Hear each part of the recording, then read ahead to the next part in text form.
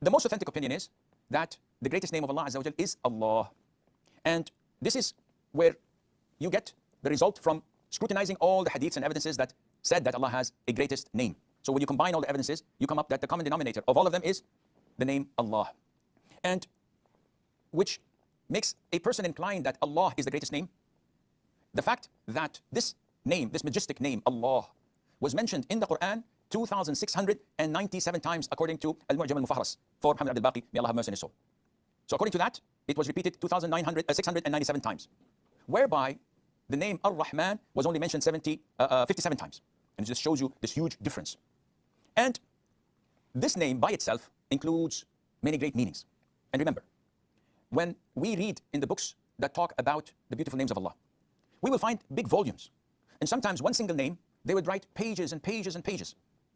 To us, laymen, who are far away from Islam, who've been indulged in these worldly matters to our necks, when we read this, I wouldn't say that we would feel a bit bored. Rather, I would say that we would feel a bit alienated. We would not be feeling at home. Why? In our perspective, the name of Allah, so-and-so, means so-and-so. That's it. One sentence does the job. The scholars of Aqidah, the real knowledgeable scholars, could not accommodate volumes of books with the thoughts that they have, so overflowing. So when we say the name of Allah, it originates, as some scholars say, from the name Ilah. And some say that it is abstract. It is not originating from anything. It's just a name as it is that directs us to the essence of Allah Azza wa Jal. That's it. What else? The scholars of Aqidah, they address far beyond thoughts and ideas that overwhelms them whenever they mention the name Allah Azza wa Jal. So when you go to the name Allah, being the name that all attributes of perfection and glory refer to, all beautiful names refer to. And this is why when you say Ar-Rahman, Ar-Rahim, Al-Aziz, Al-Jabbar, Al-Razzaq, Al-Mutakabbir, etc., are all names of Allah. But you never ever say Allah is the name of Ar-Rahman, or Allah is one of the names of Al-Aziz.